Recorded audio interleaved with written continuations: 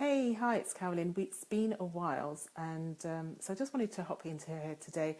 Last week I was actually in San Francisco with Bill Barron's people, and there one of the main topics that we talked about was how can you not just build a business as an entrepreneur, but how can you build a business and thrive? How can you start to attract the clients that you really love working with and still have a life?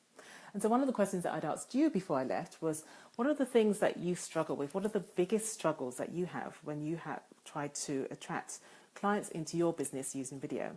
And one of the overwhelming things that came up, the majority of the time came up from several different people, was how do I attract ideal clients into my business, highly qualified ideal clients into my business?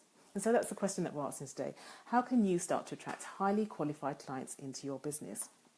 So as an entrepreneur, a solo entrepreneur, if you're a coach, an author, a speaker, it's really important to start actually attracting clients that you love working with. Because if you are an entrepreneur or solopreneur, it's more than likely than not that you got into this business because of something that happened to you, some experience that you had, some discovery that you had, and you're really passionate about the work because it's very personal to you.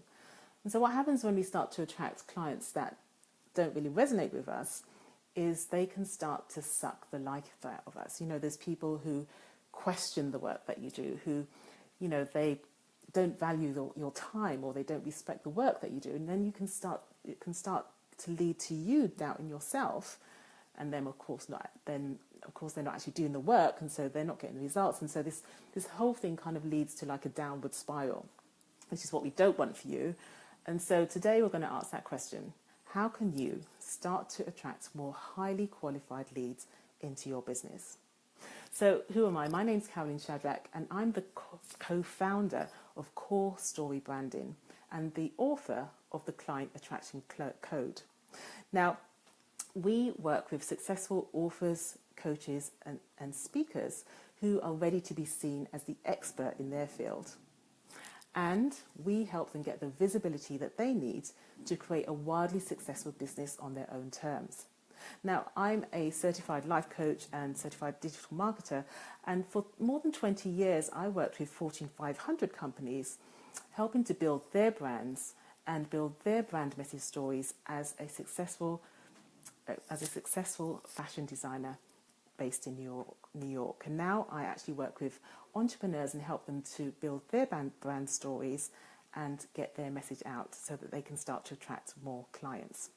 So today we're asking the question, how can you start to attract more highly qualified clients into your business?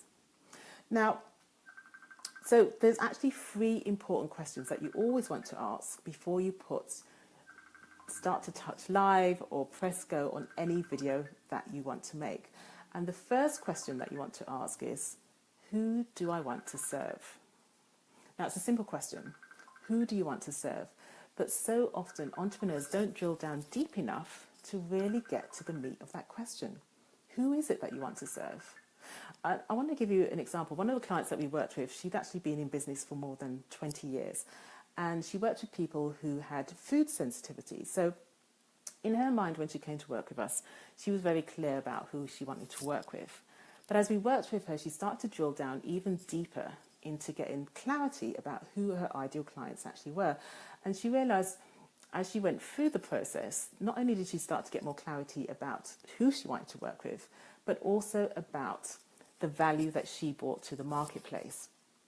So what happened was that she actually started to attract more of her ideal clients and the people that she loved working with. I mean, it actually became that she was enjoying these clients so much that it wasn't like work. But what she found was that it wasn't just people with food sensitivities that she wanted to work with. She realized that she wasn't interested in working with the rookies, the people who weren't really sure about this whole thing about how food was affecting them. She wanted to work with people who were at the end of their tether. They tried everything. They'd gone to the regular doctors, they'd gone to alternative things, and nothing was working. These are the people that she wanted to work with, and she wanted to work with them deeply. So once she got clarity and started to know that, all of her marketing changed in terms of the messaging that she was putting out there. So she really started to attract these people as opposed to the people who were just at the beginning of their journey. And this type of nuanced, I don't know what to call it, this nuanced, getting really to the heart of who you want to work with is something that most entrepreneurs don't make that distinction. But you need to make that distinction if you really want your marketing to work, because what happens is the more clarity that you can have about the situations of your ideal clients, and when you can speak to these things within your marketing, then they really start to hear it.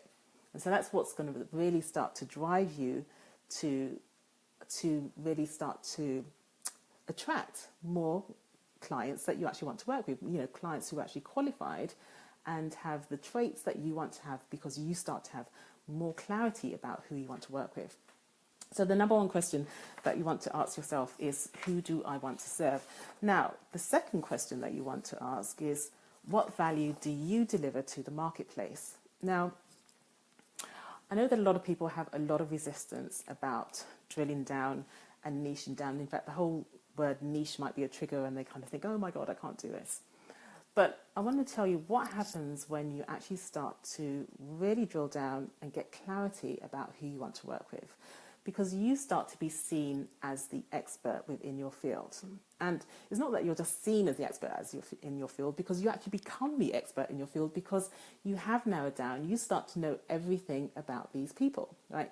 Your ideal clients, you know what their issues are. You know the things that they're going through. You start to build your programs around solving the solutions for the things that they have. Now, and I just want you to think about this. I mean, if you had somebody that you loved who was going through some, they had some rare disease, and they were asking you about, well, what type of person should they reach out to help them? And, if they gave you the option of, they had some sort of heart disease, right? And the option was to see a heart surgeon who had, was well acclaimed, had lots of results in heart surgery, and, knew everything there was to know, or to go to their local MD.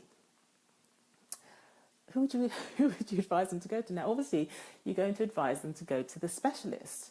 Now, I'm not saying that open heart surgery is a thing to do. In fact, you could say the same thing with alternative methods. The point is that when you specialize, people know that you are specialized in this particular area. It's easy for them to refer you to people who have that issue, and the whole thing becomes a lot easier, as opposed to being completely general, and then people aren't really sure, does she do it, does she not, and you can see how once you start to specialize, you become the go-to person, because you have actually declared, yes, I am the person that does this.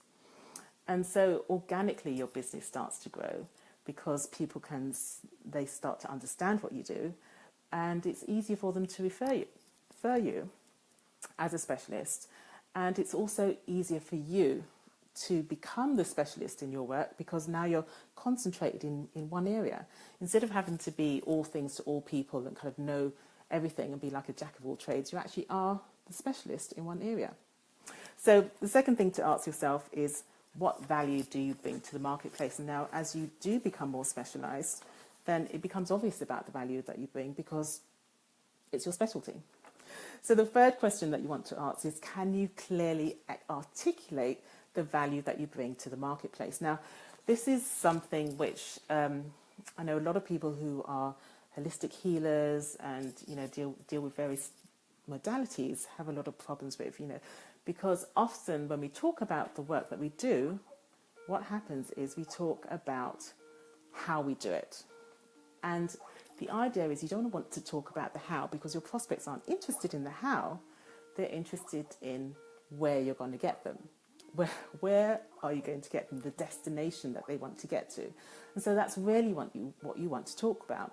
So often when clients first come to me and they tell me about what they do and how they work with clients, they start talking about the modalities that they use. I work with people and I use EFT or NLP or TAT, or there's all these various different modalities. But the point is that your clients they're not interested in how you're going to get them there. They're interested in where you're going to get them. They know the problem that they have, the issue that they're going with. And that's what you want to speak about, the problem that they have right now. And then you want to speak about the destination that you're going to get them to. Lisa Sasevich talks about it as being You want to talk about the destination and not the plane, right? If you're going on vacation, you don't care if you're going on a Boeing 747 or what the plane is, right? Who actually knows the names of the planes? Nobody, right? But you know, if you're going to Aruba, you want to know about the beach, you want to know about the hotel, you want to know about what's going on at the bar and all that kind of stuff.